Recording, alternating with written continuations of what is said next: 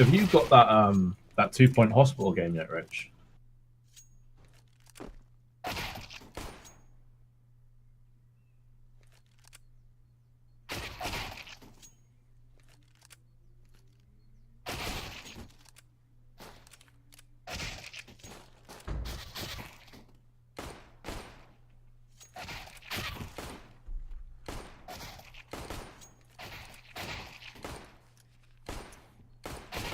So, who have you got for this one then, Vince?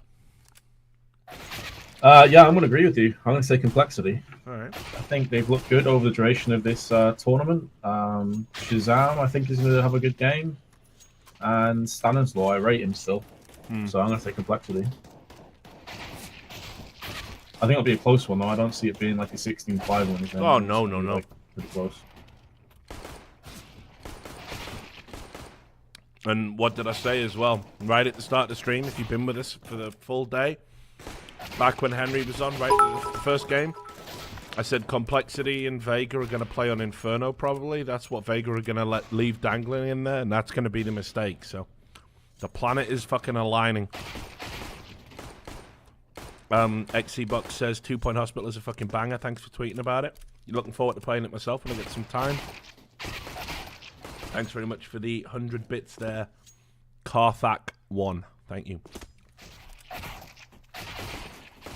Man, I love the original theme Hospital, so I'm Yeah. looking forward to getting into that game. Somebody made a joke in the chat earlier. I didn't acknowledge it, but you know, like how one of the illnesses in the original theme Hospital was you had that big head syndrome and you had to like deflate the heads. Yeah, and they were saying that's what fucking I fucking forgot his Bondic. There you go. Oh yeah. But Bondic's got a fucking case of it, like.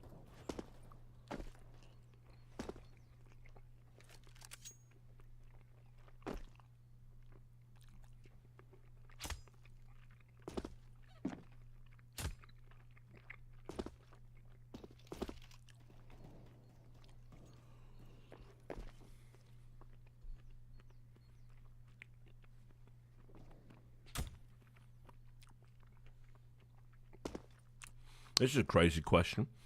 Rich, did you see the happenstance in regards to Sweden's state-owned news network? No. And what a very rare I see the use of the word happenstance as well. It's one of those words that's gone out of out of fashion a little bit. This is why I love about the people who watch my shit, man. This guy's gonna have like some fucking super intelligent point to fucking make. Please, Joseph. Enlighten me.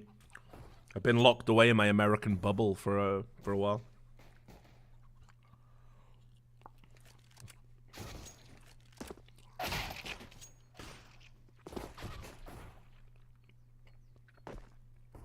So, do you have your American citizen yet? No, I got my green card application lined up. Oh, okay. Is it something you'd like to do eventually, get dual citizenship? Yeah, fuck yeah. I mean, the green card is as good as in a lot of ways. I can own a gun, you know, all that stuff. So, okay. So yeah, I'm definitely hoping my green card gets approved. Is that a really like ball busting kind of process? It's going to be tough, I think. You know, having gone through the exceptional persons visa twice, I'm told this is just as like, you know, it's even tougher, more upsetting. So, like, I'll have to have an interview with somebody and all this stuff. So, but I think I'll get through it. Can be a charming guy when I want to. Well, best luck with it, man.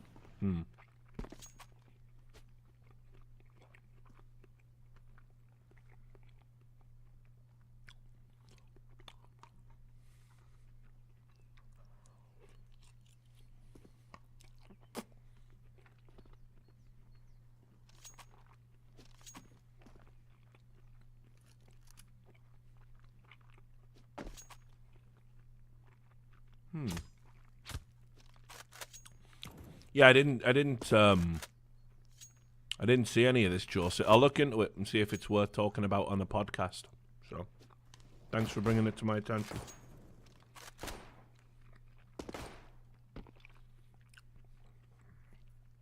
Thanks, Wibbles1123. From a long line of Wibbles. Appreciate that, brother. Or indeed, sister. I know there's some women in my audience. I know you're out there.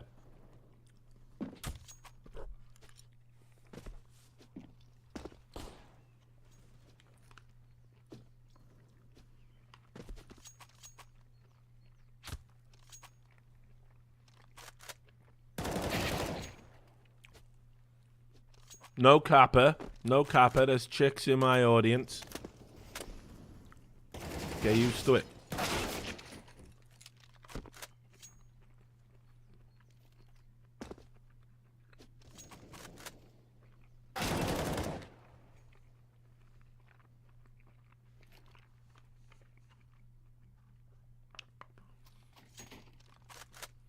Will we ever see Richard or Thorin at a major again? You won't see Thorin in Katowice, I'll tell you that for fucking free.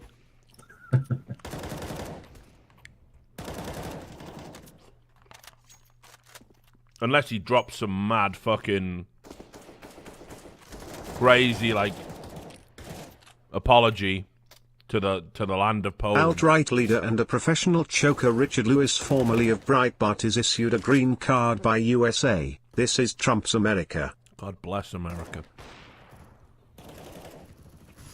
But yeah, I can't see him turning up to Katowice.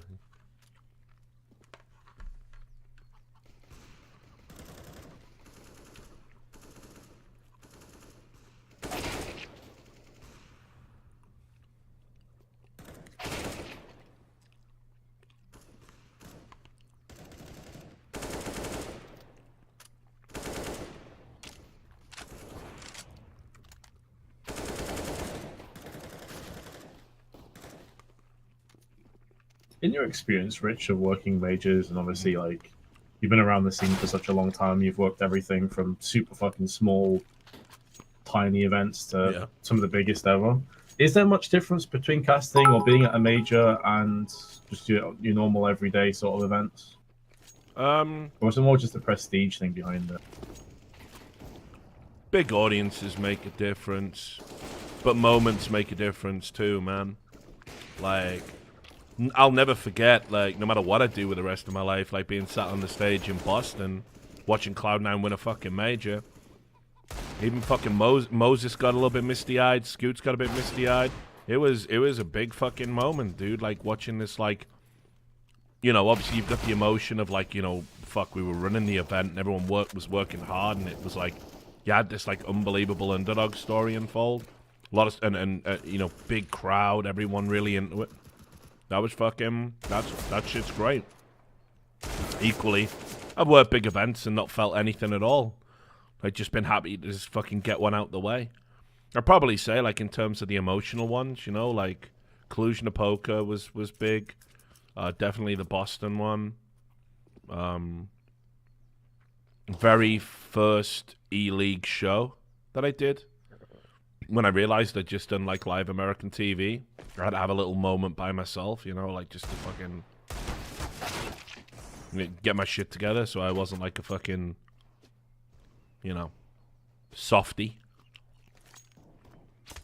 But yeah, you know, I think I've had moments at small events. I remember casting a CSS final at an iSeries, me and Joe Miller. Back. Some of the old CS boys back and doing a final at a UK event together. That was a real nice feeling too, but there must have been about fucking 80 people in the audience. There you go. Scoots. First Gfinity in the copper box. Fucking hell, that was an emotional one, wasn't it?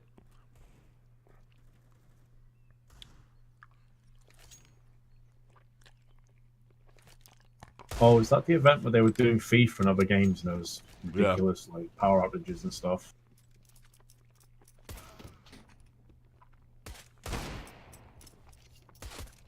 That was where they they talk such a big fucking game, and like me, Scott, and Duncan had to bail them out so fucking hard.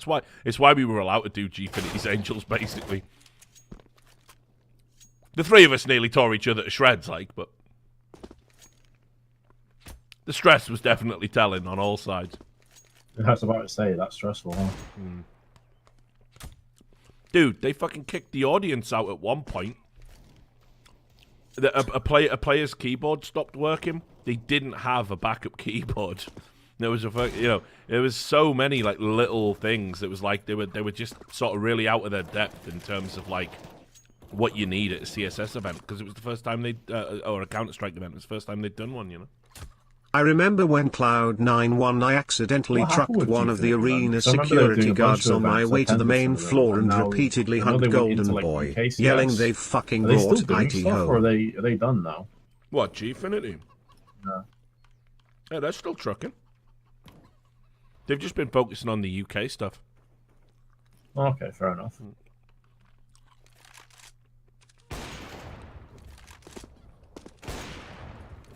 But, you know, that was like saying, we all bailed them out of that event so hard, even to the point where I negotiated, like the security guards said they weren't going to work past a certain time, and the event, because of all the delays, went past that time, so security were kicking all the fans out, and I literally went and negotiated with the fucking head of the security guard and got him to agree, like, look, stick around, let people stay, let's finish the event. Triple overtime is what we got them to agree to. And obviously Gfinity were like, yeah, fuck yeah, please, like, we'll pay it, no problem. So I even acted as like a mediator in a trade dispute at that event. That's unreal. I remember running down the streets, getting all the fans like, no, you can come back, like pulling fans back that had been kicked out the show.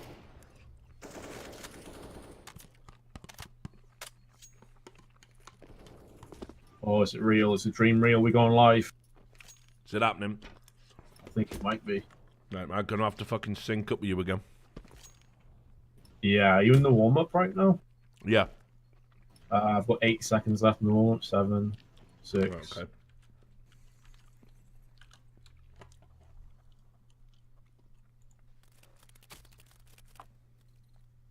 I'm just gonna go live to the game, I think. Starting in 1, 2, buckle my shoe. Alright, what are we on now? I mean, the buy time? 8, 7. Okay, I'll fast forward. 6, I'm about 10 seconds behind you. 4, 3, 2, 1. 155, 154, 153, 152, 150, 149. Yeah, I'm the same now. Okay, good. Alright, good.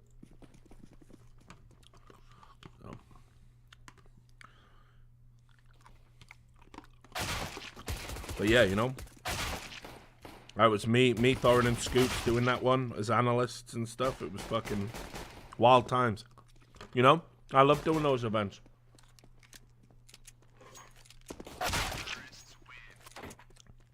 Crush just gave him the dick. That was pretty quick, wasn't it?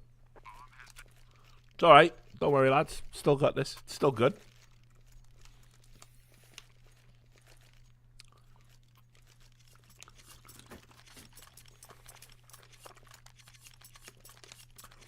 I followed Crush on Twitter the other day because people were tweeting out he only had like, what, 2,000 followers or something. Really? Oh, damn. Yeah, he was like, yeah, they were tweeting out like he's at a major playing and he's got 2,000 fucking followers. Like, I was like, all right, can have a follow from me. What do I think about the report with Croman and Rubino making an all-Norwegian lineup? Fucking, there's definitely enough good players there. I think what is they're gonna get? Are they gonna get Zevez in as well? And like I say, if you get Jacob and that fucking guy's name begins with H, Hell something. Think yeah, it'll be a decent enough lineup. Good to see an all-Norwegian lineup again, in my opinion. Been too long. Right, Android. Go big here. Holzerk, that's it. Not Hellzerk. Whoa. Nearly. Please. Just get one.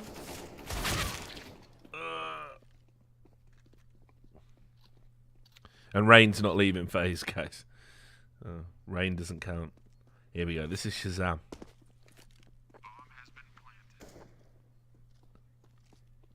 Half rat, half swan, all CS player. Definitely saving.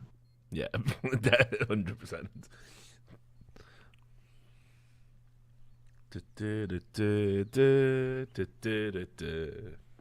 He's gonna give him the neck next round, though. Like.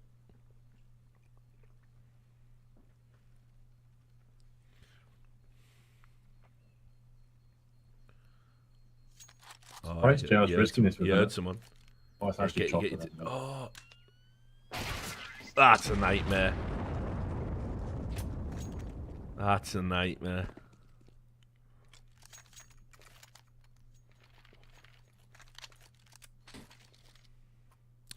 Yeah, I was thinking of Hellberg, Holzerk, Hellberg. It's hard to keep up with all these Norwegian players with their silly names.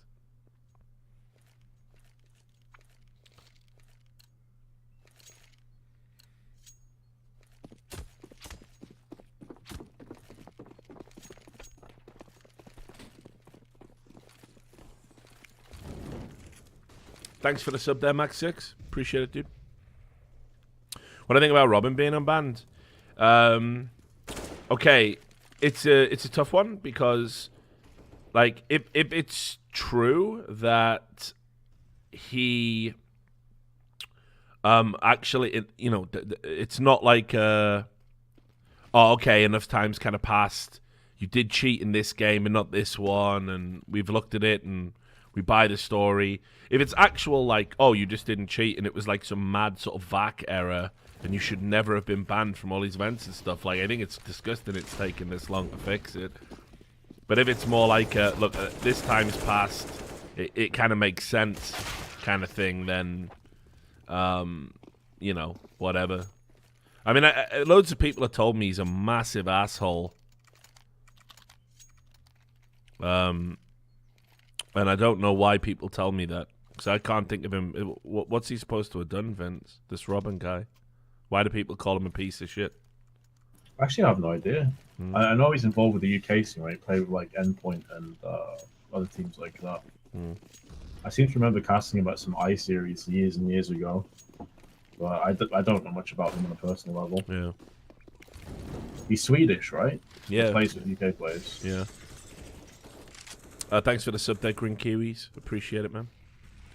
But like loads of that joke's terrible. Cyan Surfer, show yourself out with the Twitch chat. But like, yeah, like loads of people have said like, oh, he's a toxic asshole, piece of shit, like, blah blah. Well, as Kanye West himself said, y'all gentlemen can't fuck with Ye.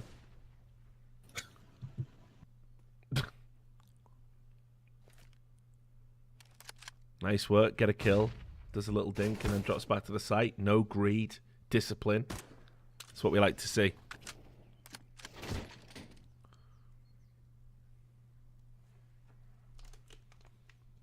Bit worried for complexity. They have no nades left and there's 50 seconds to go around. Yeah. And there's T's all around them. This is going to be a really rough hold.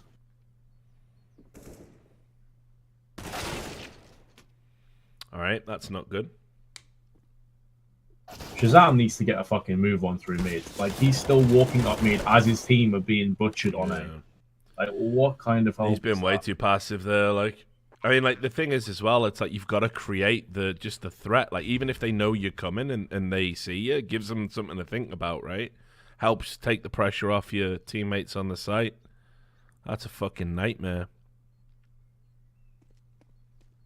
I think at one point you went down banana into T steps and then turned around as his teammates were dying in mid and A. Yeah, I think Barona's hit the tone there. complexity are my favourite dog shit team.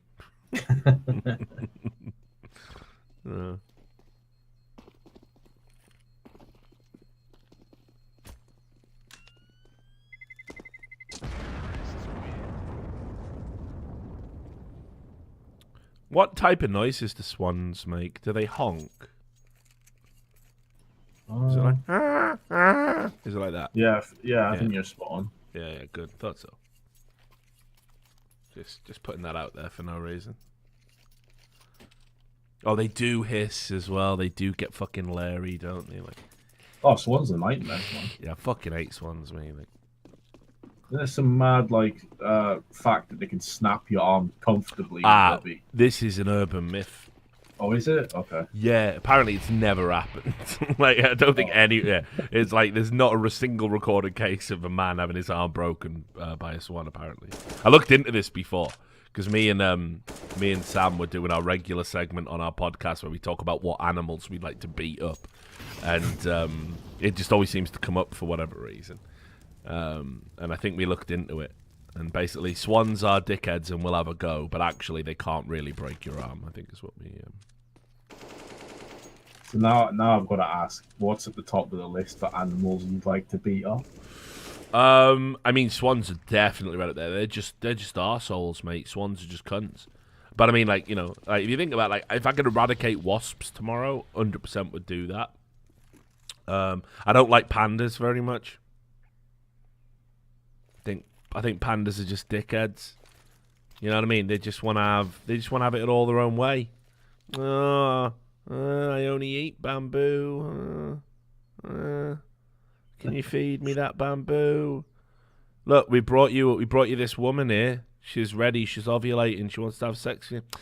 Oh, I don't know. I'm a bit full from all that bamboo. Like, if you don't have sex with her, like, you know, we've only got 60 pandas left. I'm just not in the mood. Fuck off, pandas. They're dickheads. I saw this thing on the BBC after I did the podcast where I was talking about pandas. I did a whole segment about pandas and why I hate them. And I saw a segment on the fucking BBC, and literally, right, this panda was so stupid it had twins, and it couldn't believe that they were both its own cubs, right? So, Shazam just got absolutely wrecked. So they had to swap one out when it was feeding it and replace it with the other, and the panda only believed it had one. It couldn't see them both together. It would just get too spun out by it. It's just like, why are we keeping these animals alive for? Like, well, what are we bothering? You know what I mean? Whether human people had existed or not, you know, we pandas would still be fucking struggling, wouldn't they? They're terrible. Yeah, extinction would still happen. For me, it's got to be mosquitoes. I'd happily just eradicate mosquitoes and feel nothing. Yeah. Fuck them. So yeah, oh yeah, Mozzie's 100%. They're just fucking. I don't even know what. Like, again, people always go, oh, you know, God, he definitely moves in mysterious ways. If you made mosquitoes, what's the point in that? Tiny little flies that fucking bite you, drink your blood, and give you a fucking unbelievable, debilitating, potentially fatal disease. Just ravage everything. For what? What? One little one tap there from Android. Enjoy. Oh, sick. Here we go. Oh my goodness. Complexity train's rolling now, boys. All aboard. Choo choo. This is the shit. Everyone says that it'd be so bad on the ecosystem and mosquitoes were eliminated. I'm willing to try, just so positive. I'll give it a go.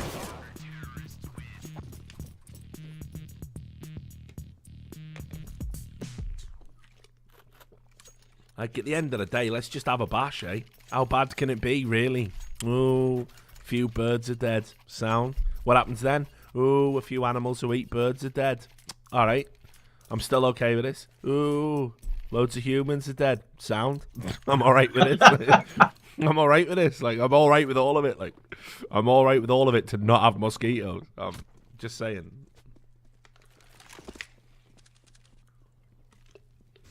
I was wondering where you're going to go with that. I'm glad you kept it going. Yeah, obviously. You know, I'm all right with it. That's all I'm saying.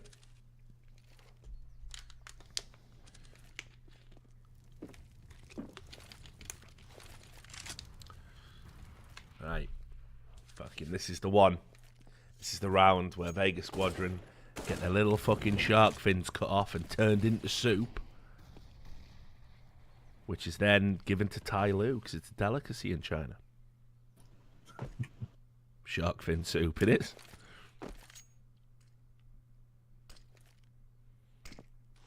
I'm hoping Tai Lu and Vega Squadron play in a way, so I can make that joke in a much more, you know, appropriate setting. There it is, Stanislaw. The swan, the snake, all the animals here. It's like Noah's fucking Ark, this compLexity team. And there's no room for the sharks on board. Get out. You're going with the mozzies.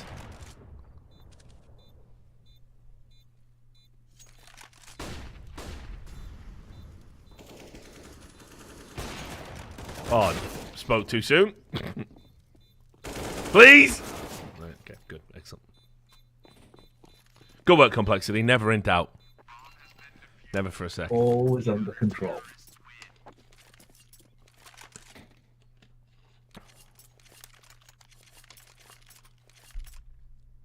Sharks can swim. Yeah, I suppose. Hang on, though. Listen, been a while since I've read the Bible, but Noah was instructed to take all of the animals. All right, cheers for the sub there, Flinny. You had to take all the animals, right?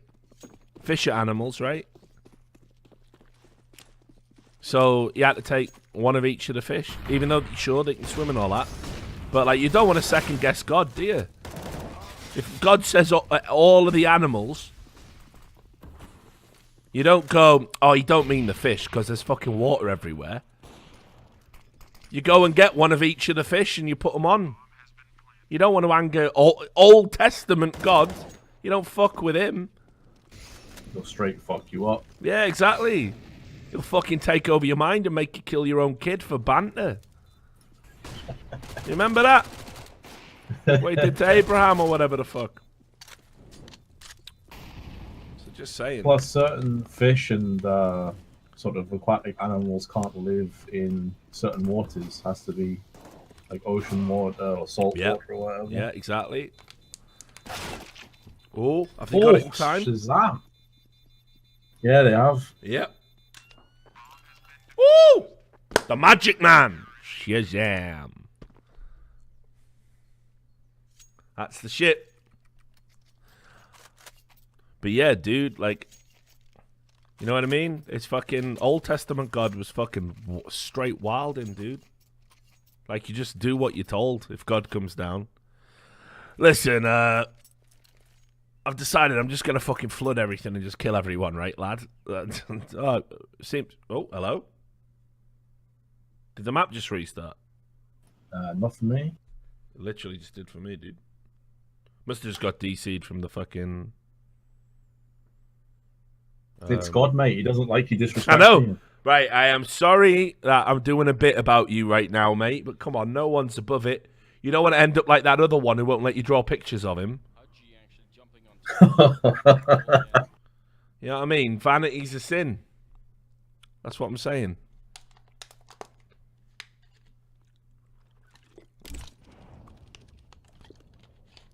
Alright, we're back. I'm on 121. Alright, I'll slow it down then. Are you on 4-4, yeah? Yeah, 4-4, 121. Anyway, yeah, the point is that, you know, fucking, yeah, you don't fuck with Old Testament God. And I'm pretty sure there were fish on board that ark in little special wooden aquariums that Noah and one of his many kids or whatever had to keep filling up with the special kind of water. You know, whether it was salt water or whatever, or, you know, fresh water. That's the other thing. Does it stipulate in the Bible, like, it was rainwater, wasn't it, right? Yeah. Yeah, so, you know, not all fish are going to live in that. It's not that simple, guys. What time do you want now, Richie? 40 seconds? 30. 29, 28, speed up. 27, 26, 25, 24, 23. Yep, same. There you go. It would have to be wooden aquariums, wouldn't it, Faramir? He wasn't a fucking glass blower. He can't make glass. He was but a simple carpenter. Noah, wasn't he? Carpenter?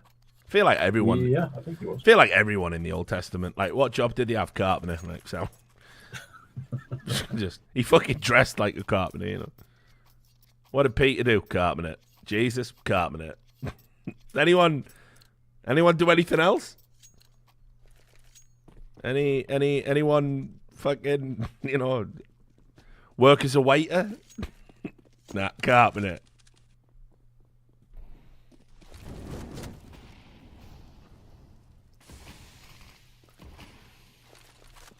Oh, there were some fishermen. Yeah, there was a fisherman, I think. Or was that? Nah, that was New Testament, wasn't it? Them fishermen. Shepherds, that I feel like that's New Testament as well. So you're all bringing up Jesus. I'm straight Old Testament here.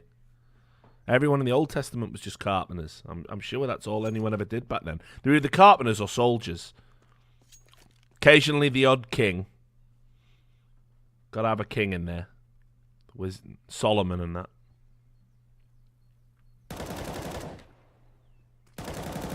Yeah, David was a king. I heard he did a bit of carpentry in his spare time though. I heard King David was really into DIY around the palace. So he kind of counts as a carpenter, I'm afraid. What kind of question is that? Well, from like anyone in the Bible, a knob polisher? Sorry, yeah. what? I don't even know what that is. Like, I don't even know what that is. Like, oh Lord, must I polish the knobs? Like, what is going on? If you mean were there any gay people in the Bible, there was definitely a ton of them in the Old Testament. Little place called Sodom, which is where we get the word from. And, yeah. You know, been a while since I read it. Pretty sure they got unbelievably wrecked hard by Old Testament God. But, yep. Dead now, of course. Dead now, of course. So. Yep. Sodom and Gomorrah, my friends.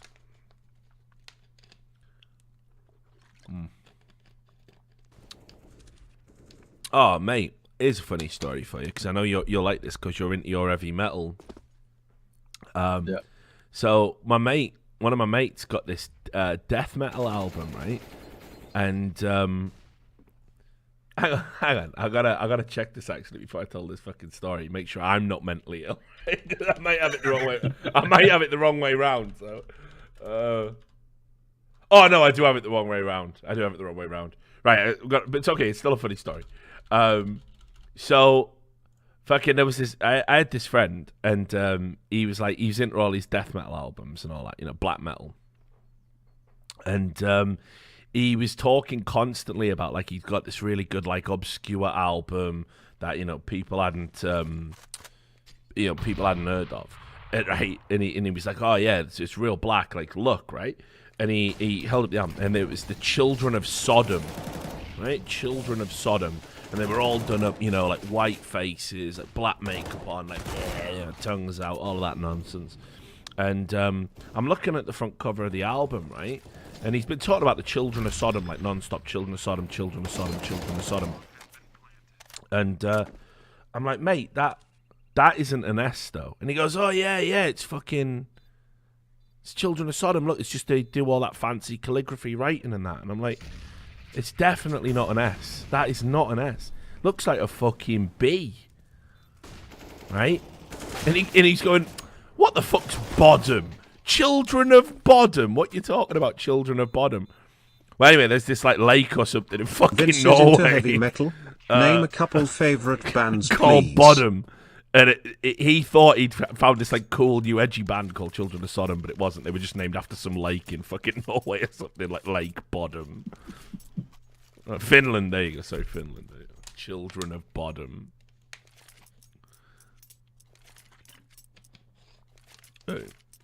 What a fucking stupid fucking name that is, like. The Children of Bodom. Obviously, people are going to think you mean Sodom if you put all fucked up writing on Tough for the stream, Rich. No, you lived in Birmingham for a while. What were your favourite pubs / bars when you lived there? Have a good one. The stuff when there's loads of, like, growling and screaming and shit. Yeah. I don't mind it to a degree, but when it's just getting ridiculous, I'm just peacing out. I don't know. Sometimes I like it when it's really ridiculous. Have you ever heard Brutal Truth? The name rings a bell. They're unreal. They were on Earache Records. The lead singer sounds like Muttley from Wacky Race. Like that. It's just ridiculous, right? But I'm fucking love that shit. Like, it's because it's just so over the top. I'm always down for it if it's like really OTT, you know. Fucking right. So somebody asked what my favorite bars in Birmingham are. Trying to think where I used to fucking drink when I was over there. So I used to drink over a little bit in King's Heath. Hare and Hounds, obviously. In town, in the city itself. Fuck, what's that one called? Island Bar. There you go. Island Bar's good, especially when they got the Tiki Lounge open upstairs. Queen Vic, obviously, but it's always full, and it's not just full, but it's always full of cunts. It never helps. But it's owned by the same people who own Island Bar. It's just around the corner from them. They do good Sunday dinners in the Queen Vic as well. But yeah, there you go. What do you mean not Island Bar? Island Bar's banging. What are you talking about? Mate, Island Bar do this drink called a zombie that has like fucking 4 shots of absinthe in it. Grow up, sack of danglers. Grow up and get a real drink all up in you. But yeah, so what's as hard as you'll go then with metal? I mean, it's kind of hard for me to know a cut-off point, but I listen to Obscura, Opeth, bands like that, probably about as far as I'll delve into sort of. My brother likes Opeth. It don't do it for me.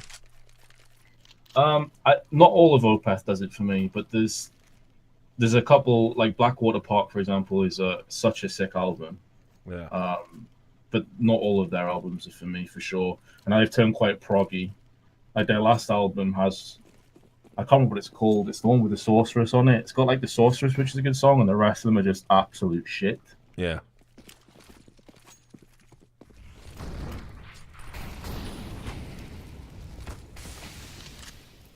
But I just prefer sort of like classic, heavier, older sort of stuff like Pantera. Yeah, I was gonna say Slayer. Like great Southern Trendkill. Yeah, it's awesome. Yeah. And they're almost all dead now. Like, fucking what a nightmare. Yeah, Vinnie Paul died early this year, didn't he? Not that long ago. He's only in his fucking 50s, dude. I mean, again, when you party like those motherfuckers used to. I ever tell you about the time the last time I saw Pantera live? I can't remember where it was. It might have been a fucking download or whatever. And Phil Anselmo came out, right? And he was like typical angry, guy. They played a song and he fucking stopped and he went like, "There's been a lot of talk about violence at our shows and people beating each other up and people getting hurt." And he uncorks like this fucking, opens this bottle of Jack Daniels and he's having a massive power swigs on this bottle, right?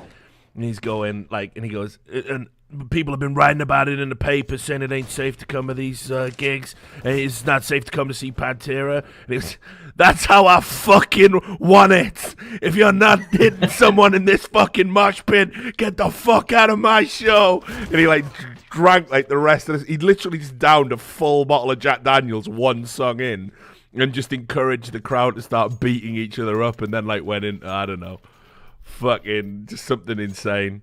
It's literally everyone was just fucking smashing each other in there. It was like a massive mosh pit, 4 rows deep of people just giving each other forearms. It was like fucking hell, dropping bows on each other. He was a mess. He was I'm surprised he's still alive. Yeah, he lived through that drug overdose just before they recorded. Just before they recorded Great Southern Train Kill. That's why it's got all those like weird maudlin songs on it, like Suicide Note Part 1 and fucking Floods. He had that fucking massive heroin overdose. Oh, dude, that solo in Floods is so. Oh yeah, Dimebag fucking kills it, doesn't he? Of course he does. He's only one of the greatest guitarists who ever lived. Like, so. Not bad. Super Dragon says, I watched Kid Roundhouse kick someone at a Suicide Boys concert. Imagine that. Imagine getting Roundhouse kicked in a fucking mosh pit. I've said it before. I saw a Slayer mosh pit once, back when Hanneman was still alive. It was a while ago, and I did see a guy bite another guy's nipple off. Jesus. But it was really weird. It's not like young angry people. It was like 50-year-old men like hurting each other. It's like, guys, your kids have got school in the morning. Like, what you biting nipples off for? You know. That was too much. And then I've still got a fucking scar inside my mouth from when I saw the Sex Pistols. What happened there? You just got smacked in the face? Yeah, it was classic old school punk mosh pit. You don't lift people up off the floor. You give them stamps, you know. Just took a Doc Marten to the fucking mouth, and my tooth like snagged on the lip and tore a massive hole on it. I had to have stitches in it. I've still got this like weird little lump I can feel. But that was the Sex Pistols when they did their Filthy Lucre tour. They played like Finsbury Park and they did the Phoenix Festival.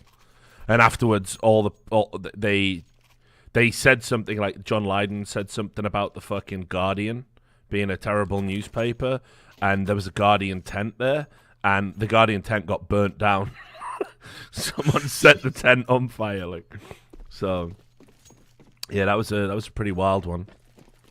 Pretty wild event. Also, I saw like a fucking hilarious thing. Like, there was so much piss getting thrown around at the Sex Pistols. It was unreal. I was soaked in piss. There's no doubt in my mind I was soaked in piss. People were just pissing in bottles and just throwing it up on the stage. And I saw John Lydon. He picked up this fucking bottle of like just this absolute hanging brown urine. Like, clearly wasn't even fresh. It had been saved. He like pulled the cap off and had a sniff, and he went, "Whoever threw this is a very ill man." And then just carried on with the set. Like, you know, that was wild as fuck, dude. Punk shit is fucking crazy. I don't know what's wrong with all of those guys. I think the worst one I went to, I'm not really as keen on their music lately. Yeah. But like old school Slipknot. One of the concerts I went to for them was just fucking nuts. Subliminal Verses is one of the most underrated rock albums of all time. Subliminal Verses is absolutely sick. I don't like anything else by Slipknot. I don't like anything else. I think the first album is like real cheesy kid shit. I thought all the mask gimmick is pathetic. I thought when they did Iowa and they were trying to get like death metal credentials, it was lame. But Subliminal Verses is a straight fire rock album. Thanks for the sub, Gazaraf. So you saw Slipknot live, have you? Yeah, I've seen them a couple times. Dr. Piss. The last time I saw them was, I mean, fucking hell, I haven't been to a concert in a while. I'm too old for that shit now. But, like, I was near the front, and like back then I've always been big, like a big frame. But I was in good shape. I literally, there was people much smaller than me, and I was near the front of the crowd, and I could feel myself being crushed. Like, because the crowd was going backwards and forwards so much. Yeah. I could actually feel like I was being crushed. Like, I can't imagine how people smaller than me survived that. Because afterwards I was just like, fucking hell, I think I was actually really close to just being straight up killed there. It was fucking insane. Yeah, I nearly dropped dead at a Nine Inch Nails concert. I've been on the fucking Hufty for fucking 2 days. I hadn't slept. And my friend had a spare ticket and said, "Do you want to come to Nine Inch Nails?" I was like, "The last thing I need to do is go to a fucking concert now. I haven't slept." So like crashed it is for like, I don't know, fucking 6 hours. Woke up, went to this gig. I was like fucking death warmed up. Like they were all drinking, going, "You all right, Rich?" I'm like, "Nah." I'm just drinking a glass of water at this Nine Inch Nails concert. I fucking love Nine Inch Nails, so I was like, I'm gonna put myself through it. Got in there. You open up with the beginning and the end. You know, they're playing some fucking banging tunes. And I'm just like, I actually am going to die. Like, my chest is absolutely fucking stinging. I can't breathe. And so I had to fucking like, oh, look at me, guys. I'm crowd surfing. Can you just cry? Yeah. I just crowd surfed out and then just left and sat in the back of the hall, like, listening to it, trying not to die. It was just ridiculous.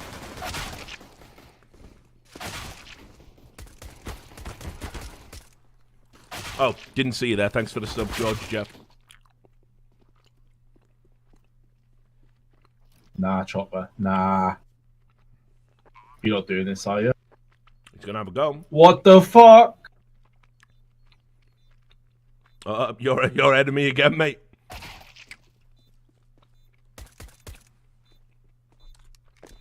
That's fucking crazy. That's a 1v3. Yeah, he's just done it, mate. Chopper's the best player on this team. By a million miles. Thought Chopper was better than Mir, honestly. Yeah, he's always been up there, but what a clutch that is. I mean, that literally gives them a lifeline now. If they lose that pistol, it's pretty much over. Few silly little peaks, like, you should never lose a 1v3 on a pistol like that. No, definitely not. He got 3 separate 1v1s. That should never happen. Yeah.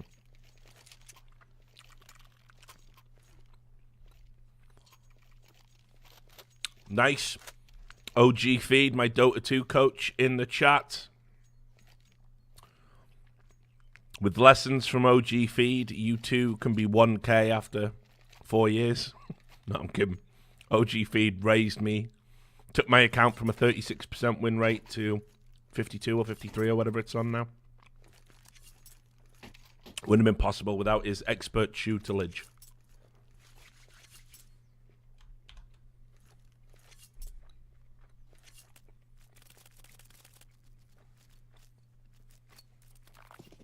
Is the round just started for you? Yeah, I'm on 149. Yeah, I'm just hang on. That should do it.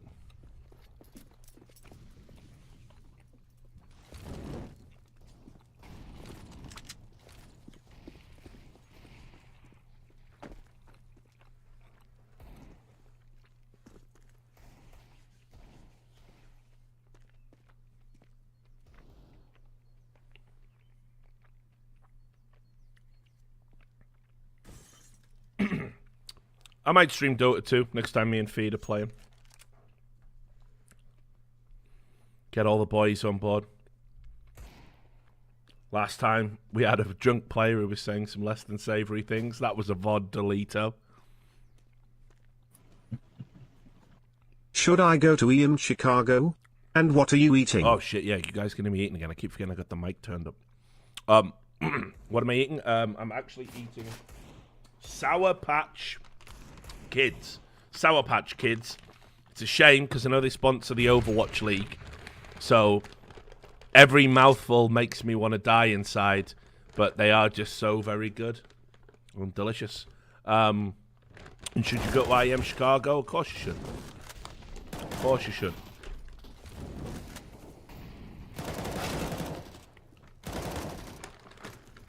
I keep wanting to get into Dota, but then I just look at the game and how vast it is, and I'm like, I feel overwhelmed with that game, man. So much stuff. How's the training going? Sorry, Vince. How's the training going? I start training tomorrow. So there you go. Sorry, what did you say, mate? I was adjusting my headset. Yeah, no worries. I just said that with Dota, I just feel so overwhelmed looking in that game. Like, I kind of want to get into it, but there's so much information. Like, I feel you're probably going to be shit for a good 6 to 12 months at least before you get a grasp of that. You just got to play with somebody who knows what to do, who can, like, just explain it to you. That was the tipping point for me. Like, if I hadn't met Feed, and he took the time to basically teach me the game. I'd have still been running around not knowing what the fuck I was doing because there was no one to learn from. Like, when you're bad and you're playing in a bad MMR with other bad players, like, there's nothing to learn. You don't know how to improve. And then, okay, I'll watch a pro player play. Well, a 7K player is doing stuff that they don't explain because it's obvious to them, so you don't learn anything off that either, right? So it was like, you've got to have somebody, I think, take the time to basically explain it to you.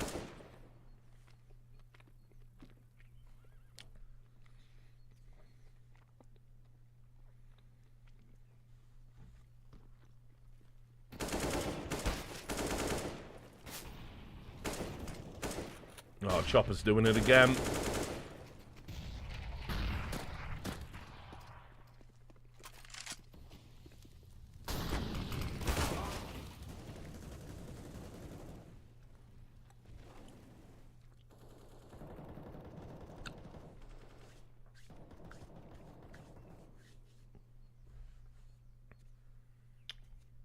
Yep, that one's over.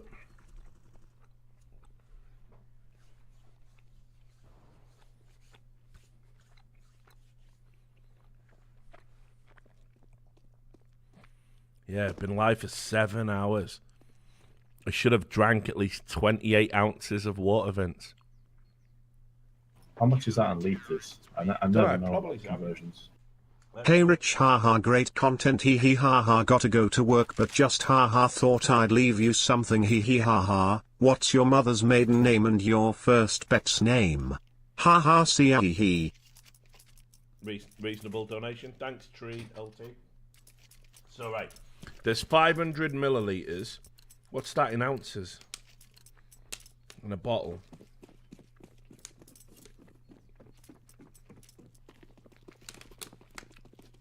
Right, there's 17 fluid ounces in a bottle of 500 milliliters, right?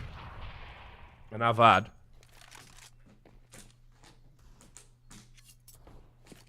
8 bottles of water during the stream. So I'm very hydrated.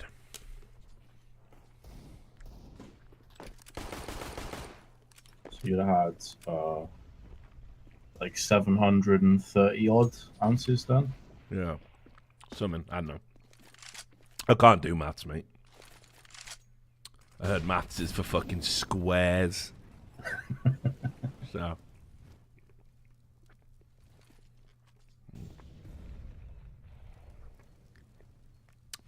I'm used to drinking lots of water because obviously I'm in Vegas, so it's fucking baking hot all the time, you know? Oh, no, Android.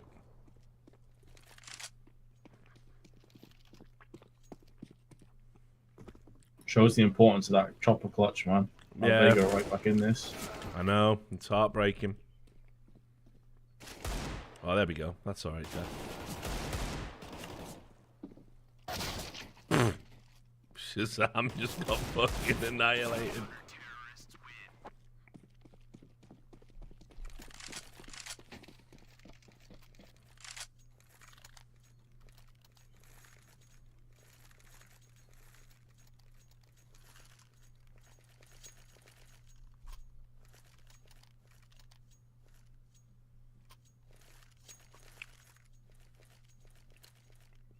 Yeah, no worries, Tree LT. It's fine, buddy. I have a sense of humor. I too understand jokes. Right. Well, this is a big round for compLexity here. Oh, come on! They're giving you kills. Yay! What is that? Yeah, that's unforgivable, man.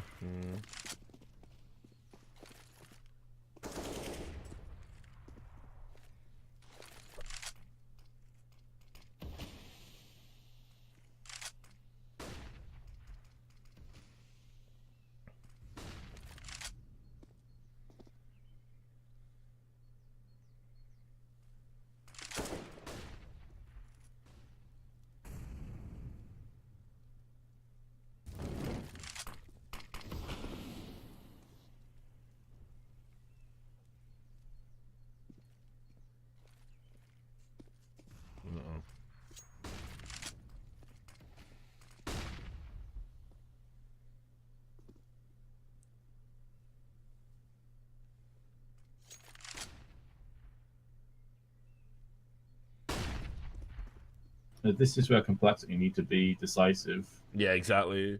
Well, I mean, they don't even have the utility now. But I mean, I suppose on the plus side, Vega Squadron have like used all of their shit. So. Oh no. Oh. JR's got a whiff. Oh, double whiff.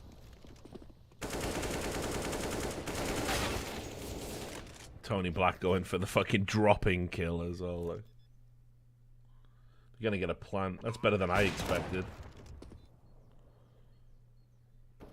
Steph's just gonna let him walk out on him here.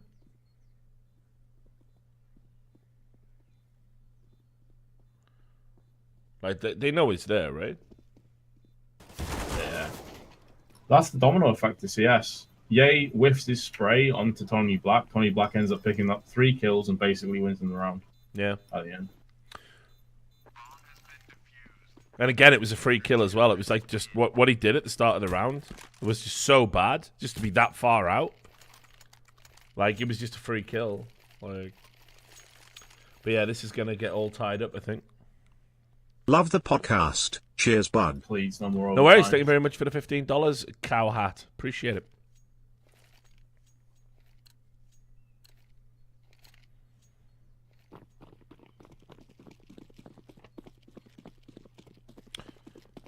I think Tony Black's a better name than Kibican.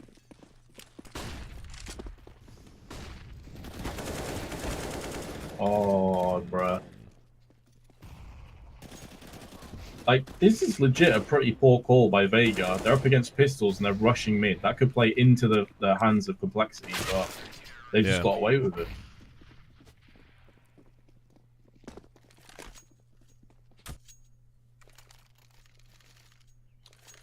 Right. It's time for Shazam. Hopefully to become Shaham. I see what you did there. Pretty good, right? I definitely think compLexity are going to win this round.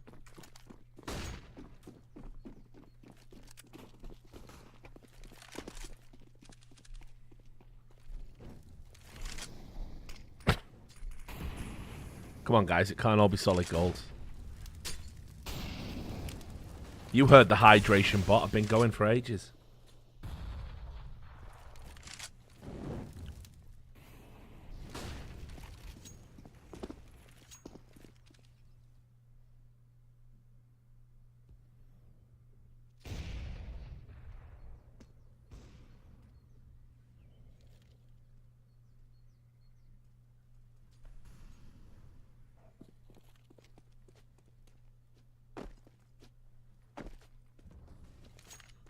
They got some fucking slow T-sides, I'll give them that. Yeah, man. I feel like putting a rush in there wouldn't be a bad idea against Vega, take them off their comfort. Just something different, because these slow rounds are not working. Although that being said, Vega is stacking 4 players on A, and all 10 players still alive. It's pretty risky if they push fast. Right. Android dead. Suppose he's the fucking... He's the lure, isn't he? They're gonna get the site. Right. They need to win some fucking jewels here. Big time. Nice. Good start.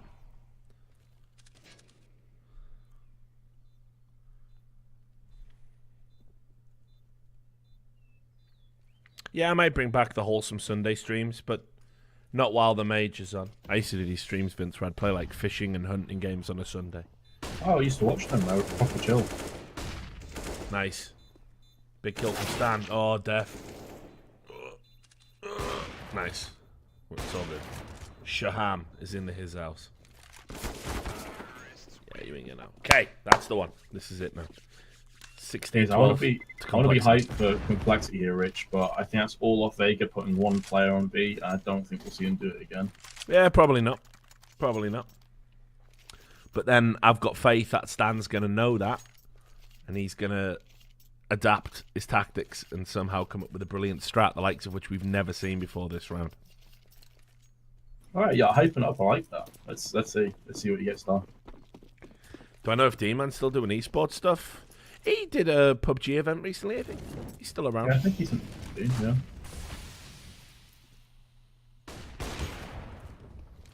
I'm sure he's still, you know, drinking. You know, did I ever tell you about I used to do bloody LCS, me? I don't know. It wasn't for that fucking Semler. Yeah. Oh, well, I'll have the last laugh. You just gotta hang in there, stay in the pocket. They'll call me back up to the big leagues. You'll all see. Yeah, D-Man's basically the esports Kenny Powers, but just less lovable.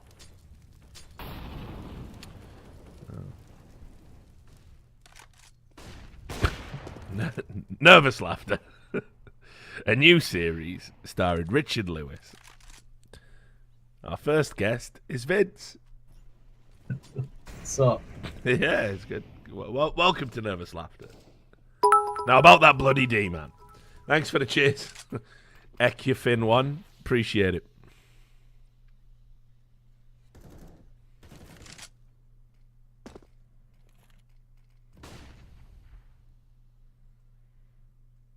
I'm still not sure why he left LCS. He was in such a good position there. I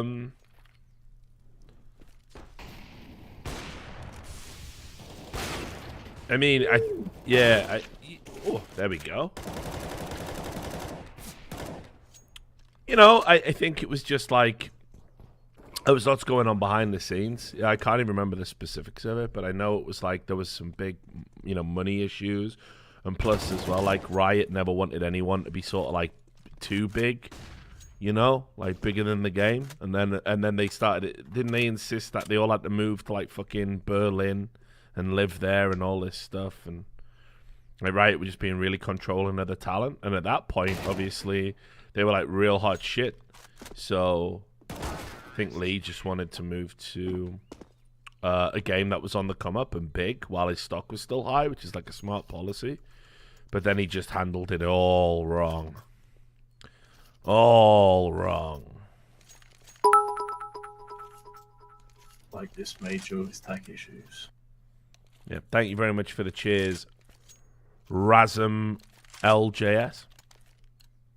Yeah, there it was. Like, D-Man wanted to stay in Cologne, and the LCS moved to Berlin and told him he had to move, and he didn't want to. Yeah, that was it. And that was because he had a girlfriend in Cologne that we know. And so he went to ESL, and they were like, yeah, we'll obviously get you in. He was like, yep, fine. This is great. I'll be in CSGO. Next big coming up esport. Might even be bigger than League in the future. Then I'll just do that. And it's like, it could have worked. It could have worked, but, you know, unfortunately, people have, like I say, some of the egos in this business are just so colossal. Thanks very much for the Twitch Prime there. Okay, then. So they're just, you know, so colossal. They can't understand that it's like sometimes you got to go backwards before you go forwards. They think it's all like fucking pedal to the metal. I'm the hot shit. I'm big, you know. It just can't always be like that. That was the whole thing with him trying to get into the finals, whatever it was, Yeah. right, over Sembler.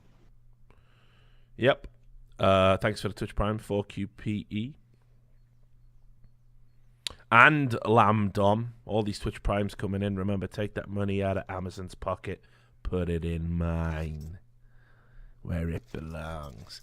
And then I'll go out and give it to the homeless people of Vegas. So it's kind of like charity, innit? But yeah, he was just straight into it. And there was just weird stuff. There was like all this political stuff. Thank you, Cheese's Crust, for the Twitch Prime sub. You know, there was like this fucking weird issue where, you know, because he had executive privilege at ESL, didn't he? If you know, so he could call, like he could put himself in and out of games and choose who was hired and stuff. He had like influence in that, but he was talent as well. So it was just like, you know, it was just a recipe for disaster.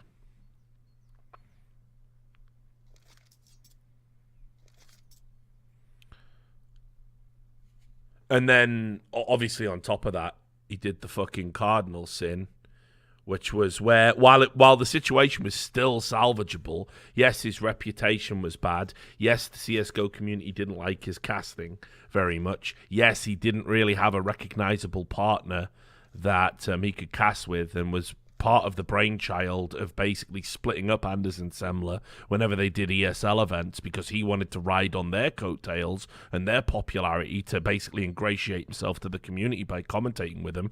Yes, that was one of the things that was going on. Even when it was still salvageable, he did that interview, didn't he? Not time to renew Twitch Prime, but here's $10 for your local tram. Yeah, Thank you very much, Ergomax. Appreciate the $10. He did that ridiculous fucking interview, didn't he, where he said, yes, I really regret moving to CSGO from League of Legends or something. And then the community went, well, we don't fucking want you here. We didn't want you to come and do our finals and break up Anderson Semler and just be fucking in the way. We didn't want that. And then he went and did a tweet going, bloody hell, the Reddit community misinterpreting things I say. And it's like, no, but you just said it, dude. You said the same thing. You see, Joe Miller had it sussed. He went out on top, went behind the scenes, and just runs that shit and makes money. And everyone just remembers Joe Miller super fondly. You know what I mean? Like, that's that. Everyone's got great memories of Joe Miller. Like, D-Man was, like, fucking all over the place. Wasn't there also that thing where he came out and said that Semler was basically trying to sabotage his career? He did that on a stream. Got clipped saying, there's just all these backstabbing snakes in the business. And I'm thinking, obviously he ends the sentence by going, me. But... hey, but he didn't. He went like Semler, and I'm like, I don't know how that's gonna play out, dog. I don't know. Thank you very much for the sub, Claxius. Really appreciate it, brother. 9 months in a row, getting closer to that year.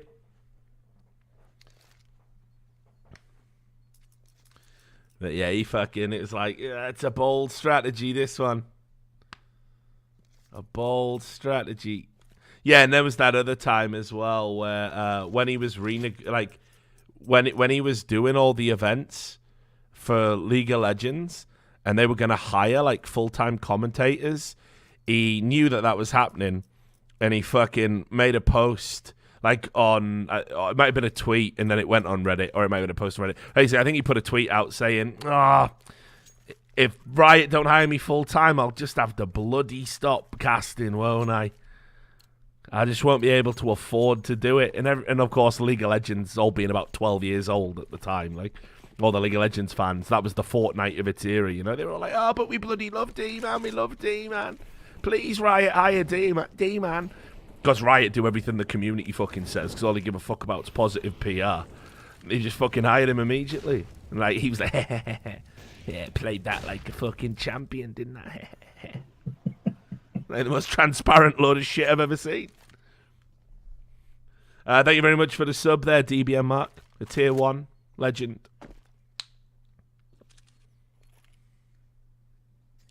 Fucking checkmate, I'm Gary Kasparov, mate. Now I'll just go public and insult Semler. What could possibly go wrong? I'm already the most loathed caster in CSGO history. I will attack an established one. What could go wrong? So, just is what it is, isn't it? Like you say, man, egos in this business are just so out of control. It's like, y'all do know what you do, don't you? Like, don't you wake up every day and do what I do? And fucking, I'm living in a big house in fucking Vegas, right? I've got a fucking great job. I've got autonomy. I can spend my weekends just talking about video games and just fucking chill out. Like, I've got money in the bank. I don't have to worry about nothing. And I owe it all to fucking Arrested Development and video games. I pinch myself. I don't come out fucking going, yeah, bloody, it's just not enough, this. How can I get more? Fucking hell. You know what I mean? It's one of the main reasons that I just wanted out, man. I'm so tired of the egos and the bullshit. Yeah, no, I bet, man.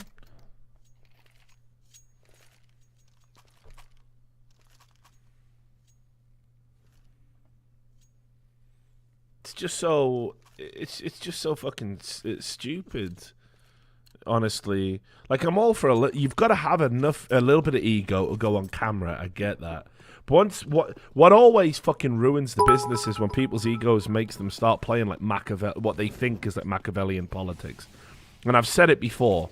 The saying is, politics is show business for ugly people.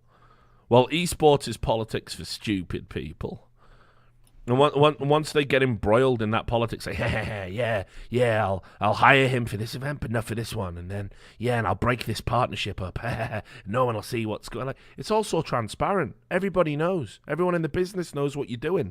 You're like, I'll only show one face to the community. And everyone will think I'm a great guy. Mate, people can see that you're fake as a fucking $3 bill. Like, all these people think they're fucking slick. They just ain't. It's just embarrassing. Like, I don't mind I don't mind handfuls of people thinking I'm a cunt. Like, I'll live with it. I don't need to be beloved by everyone. Like, I'm just me. I don't have to do the persona thing, do the fake bullshit, do the fake nice bullshit. I'm just who I am, on and off. That's that. People always say the same thing. Oh, he's terrible. He's the things he says on Twitter. If people were rude to me like that in person, I'd say the exact same shit. The exact same shit. I am the same guy, like. Take that to the fucking bank. I don't want to play politics. I like my job. I like being honest.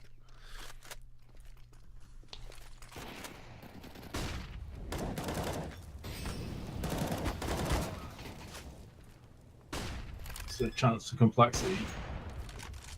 Need it as well. Yeah. Nah, it's fine. It's like I said, 16-12. I had the premonition come in as I was talking to you. My eyes rolled up into my head. Nam Shibai. Like fucking Temple of Doom. Galima. 16-12.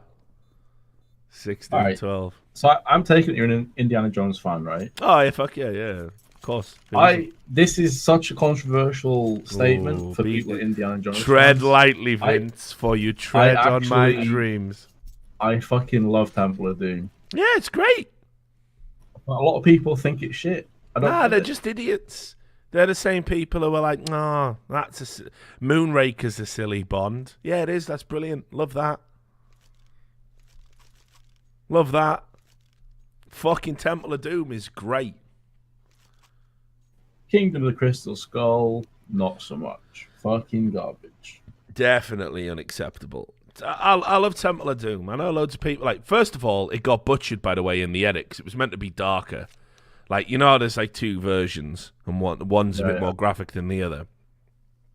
But, like, you know, you have got fucking, what's he called? Mola Ram going around ripping out hearts. He don't give a fuck.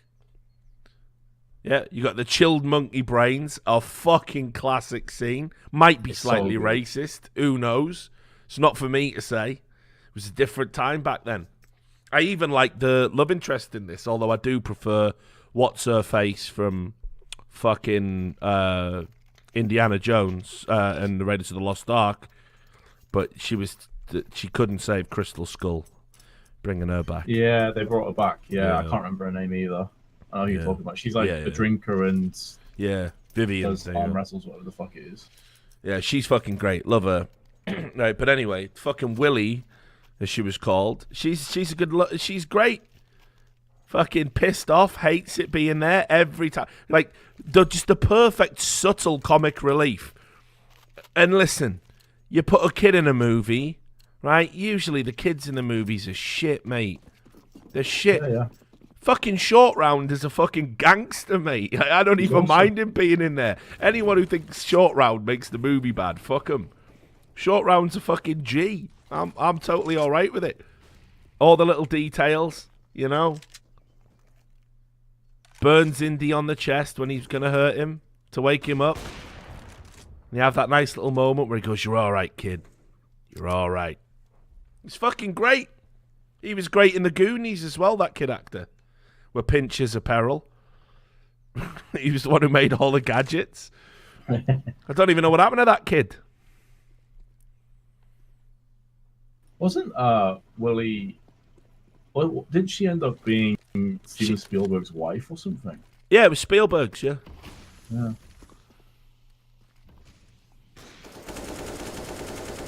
Yeah, mate, the kid's got some straight fire lines. Fucking his name's Dr. Jones, doll. It's fucking brilliant.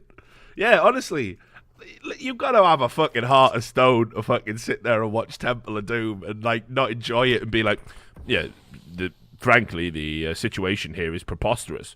There's no way you could fall out of a plane in a lifeboat and survive. This is like, it's fucking brilliant.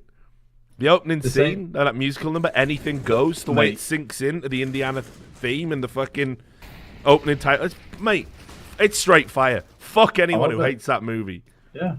The opening scene where he throws that kebab thing through the guy's chest. Yeah. Fucking brutal. Mate, even that guy who we know nothing about, who goes, when he gets shot off the champagne cork, and he goes, I've been with you on many adventures, Indy. Like, we've never seen him. I've been with you on many adventures, Indy. But in this adventure, I go first. And he, like, dies. It's like, you're genuinely sad. I don't even know this guy. He's only been in the movie 2 minutes. What adventures did he have with Indy? I do love as well the way that people that have problems like getting out of the plane into the life raft and stuff, the same ones that are fine with surviving a fucking nuclear blast by hiding in a fridge. Yeah, no problem. Yeah, no. Unacceptable, innit? That's like some Fallout 4 levels of bullshit. Fuck off. Fuck right off. I tell you, like, what was that? Was it? Yeah, that was it. It was at the fucking... I think it was at the end of the 3rd prequel. We were of Star Wars. Watched it in a fucking cinema in Middlesbrough, and watching that movie, and you know we have all that like fight scene, and at the end, like Vader does that super embarrassing like no. Yeah. It's like one of the worst things that have happened in a movie. And then like it cuts to like that black screen of and the guy behind me just got up and went, "Fuck off!" Like it was fucking brilliant. He was having none of it. He was absolutely irate as fuck. Fuck off! Oh yeah, just brilliant. But yeah, man, like the fucking Crystal Skull was like that for me. Well, I think the worst part's the scene with the monkeys. Oh yeah, and the vines with Shia LaBeouf. That was I was nearly there. Fuck off! I was fucking done, mate. I was fucking done with that. Like, never has South Park been funnier than with you know, they fucking, you know, the episode where it's like George Lucas and Spielberg doing some very unsavory things to Indiana Jones over a pinball table, like Jodie Foster in The Accused. No, not to Indy. Indy. Yeah, brilliant. Yeah, there you go. See, Scoots is there. Like, Shia did bring nothing to that table, like, at all. Shia fucking turned up and just like, you don't need to be here, mate.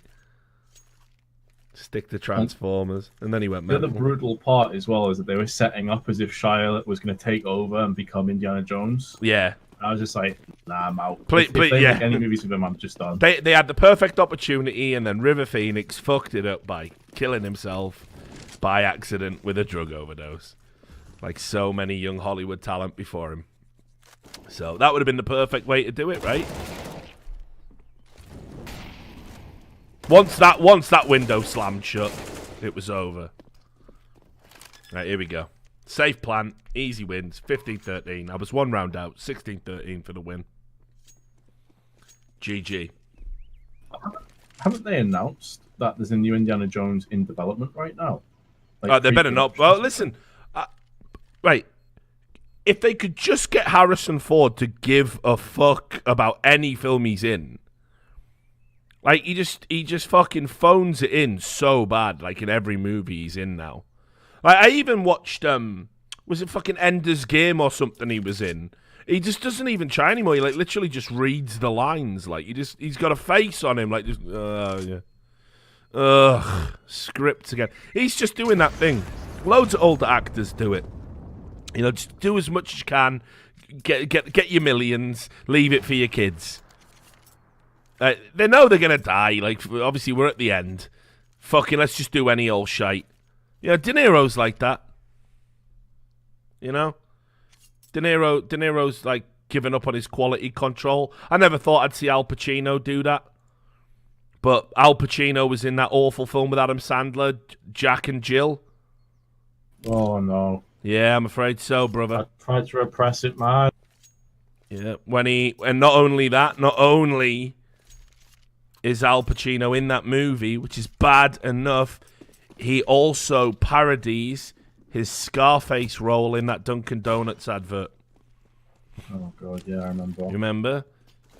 You can't get my Dunkachino. Have a coffee, my friend. Say hello to my chocolate blend. Like, get me out. You know, I remember when De Niro did it in Rocky and Bullwinkle. He parodied the taxi driver scene where he's talking in the mirror going, "You talking to me? You talking to me? I don't see anyone else here. You talking to me?" And they parodied that in Rocky and Bullwinkle, and I was like, yeah, well, De Niro's given up, hasn't he? And then the next minute he's talking about, I have nipples, Greg. Can you milk those? Like, all right, yep. De Niro's dead to me. De Niro's dead to me. Oh, Jin. What have you done? Jin with another 16 subs. Come on, brother. Jin. Thank you, dude.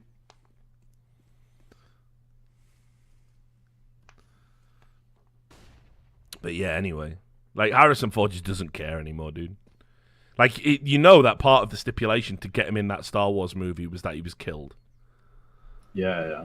He was like, I do not want to ever do another movie again. He wanted to be killed in the original trilogy. Yeah, that's what I was about to say. Yeah. He went on record saying that a bunch of times. He thought he should have died in the originals. Yeah, he'd had enough.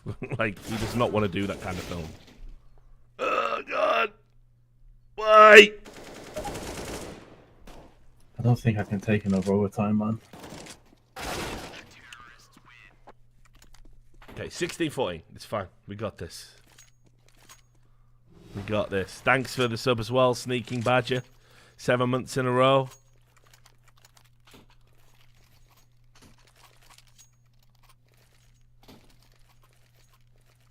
I tell you what's hilarious as well. Like, whatever you think about George Lucas, so let's be real, he's just not all that talented, is he? Like real talk. Like, he's just not as clever as he thinks he is, and not as talented as he thinks he is, and his body of work proves it. But the smartest thing he ever did was selling Star Wars to Disney, because they've killed it. It's just like no one's interested anymore. I do not. Like, everyone I talk to who's like a big Star Wars fan says the same thing. Yeah, after I watched The Last Jedi, I think I'm just going to take a break from the universe for a while. That's what they all word it like that. Just going to take a break from the universe. Not that interested in a galaxy far, far away anymore. The Last Jedi was so stinkingly bad. These are fucking, like, just, like, man children. Like, you know, they just see, like, a little R2-D2 and they're like, yeah. They just can't help themselves. And they are so sick of it. Like, now, they just will never watch another film. Like, Solo came out, like, no one cares. Imagine nobody caring about the story of Han Solo. Oh, crush. Yeah. It's, as far as I'm concerned, I feel the same way. The Last Jedi, the end of it was so fucking depressing. Yeah. That I just...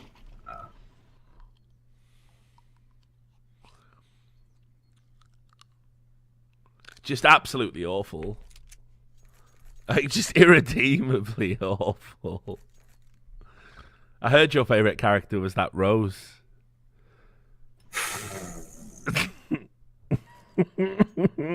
Why did you save me?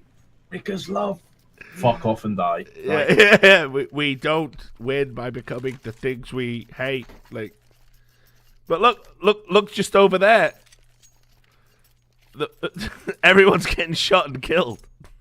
Like, I could have stopped that. How does this donation thing work, Kappa? That whole fucking casino scene in that movie just actually... I nearly stopped watching it there. You know, they go to the other planet and they're in that casino. Yeah. And she why frees all was the that a thing? Yeah, I know. It's terrible. Absolutely terrible. Like, what do they do now? Like, do they even bother making the third? Like, is there a point? Man, the third's gonna have to be a masterpiece to remedy any of them. Yeah, good luck with that. Following the death of Princess Leia, Rose was promoted to General. Right, it's gonna be terrible. With her army of space cows and her new marriage to Finn. Like, it's just, oh god, it's cancer. I can't even bring myself to like joke about it. It's just so fucking rotten. Like, oh god, how, dude? How do you do it, man?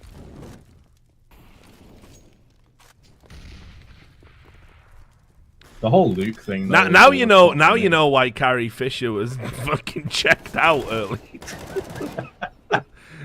She was so she was clean, dude. Like, she was fucking clean.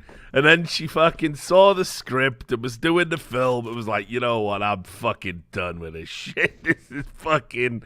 I've had enough. There it is. That's exactly what fucking happened, dude. She was just like, I am all the fucking way out of this movie. Because the only way out was death. She was contractually obliged. They were even thinking about putting a fucking CGI version of her in, at one point after she died. They had to come out and say, yeah, we're not going to do that. We're only going to do that for Peter Cushing. I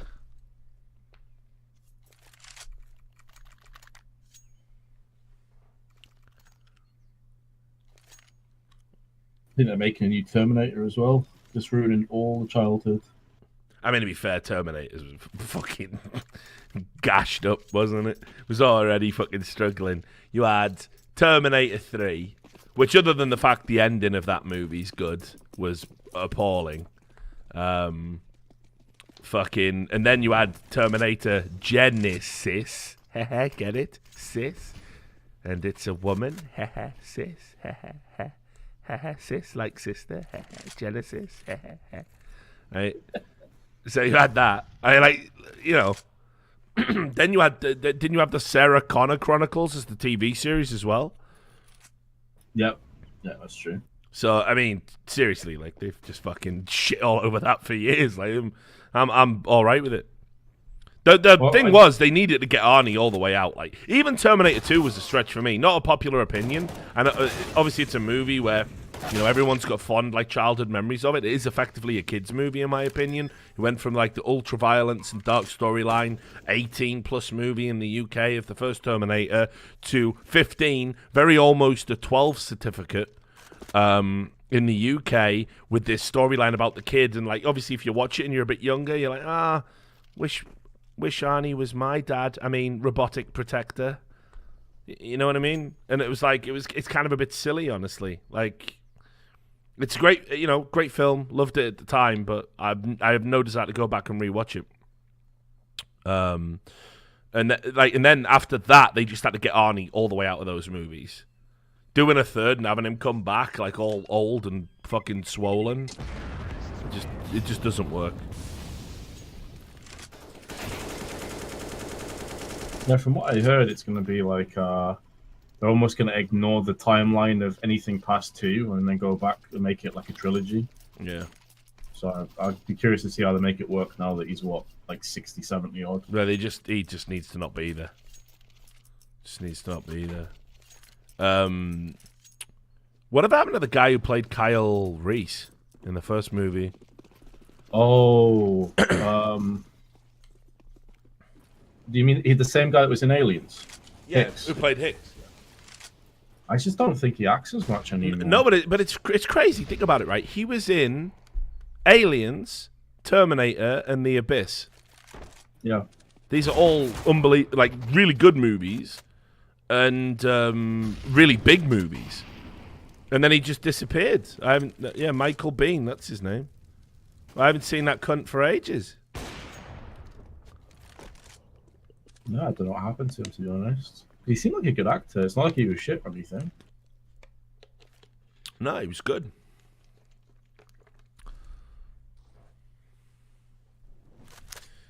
He was in The Rock. There you go.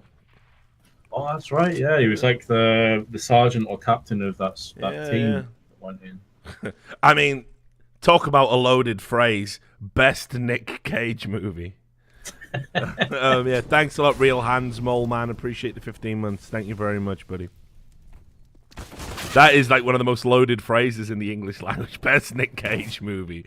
The best Nick Cage movie could fucking give you a bowler, like, and it still be the, like, at least it didn't kill your kids, like all the other ones do. You know, it's like his movies are so bad. That remake of The Wicker Man is a fucking joke. Like, not the bees. Although Leaving Las Vegas is legit. I liked him in that. Yeah, but he just drinks himself to death.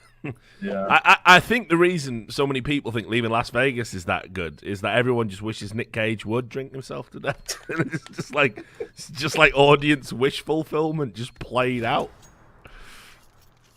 I mean, for me, like a childhood movie that I still love, although it's kind of a guilty pleasure, is Face Off. That's just, I love that mate. movie. His acting is so bad in that. Like that bit where he goes, I want to take his face off. I'm like, fucking hell. Have you just discovered fucking English today, pal? This is not how you emote, is it? Fucking Lord of War is all right, but it's not Nick Cage that makes that movie all right. I actually love that movie, but yeah. Con Air is fucking terrible. I'm sorry to break it to you.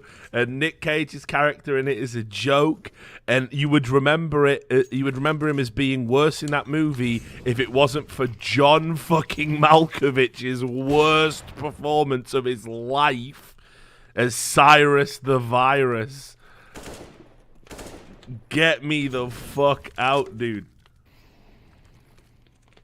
He has the worst accent in that movie. Oh, man. Put the bunny down. Put the bunny down. Please. Racing Arizona's all right and Wild at Heart's beyond all right. And that fucking Bad Lieutenant remake he did is an absolute travesty. If you haven't seen the original, watch that immediately. Got the immortal line in it from Harvey Keitel when he's buying drugs off this fucking drug dealer, and he's been awake for days doing like coke and heroin and all this, and the drug dealer goes, maybe you should slow down a little bit. And Harvey Keitel just looks at him and goes, what the fuck are you, a drug dealer or a drug counselor? Give me the fucking heroin. It's fucking great. Love that. Ghost Rider was balls. Someone said Ghost Rider for their favorite movie? Nah, poor people. I didn't necessarily like the movie, but I thought it had some good scenes. Knowing, or it was called, where he kind of was on the lead up to the end of the world. I thought that plane crash scene was actually very well done. Yeah, but it only had moments. The rest of it was shit. There we go. Complexity in overtime. Yay! Told you. Said it'd be close. Said complexity would win it. He's done it again. I did say 16-12. Can't have them all. You know. That's the funny thing about spirits, Vince. It's the funny thing about the other side. The messages don't always come through clearly. Right, I'm getting a V. Does the letter V mean anything to you, Vince? That's the start of my name. Yes, that's right. Yes, they said they want to talk to a Vince. Yes. Fucking hell, take my money. Classic cold reading, my friends. Right. There's Anders. He's growing his beard out as well. Big fan of the big bushy beard. Right. I think we've just got one more game to go. It's the big one now, North Road. Oh, this is it, mate. Heartbreak for North. I can't wait. I'm pumped up. I'm pumped for it.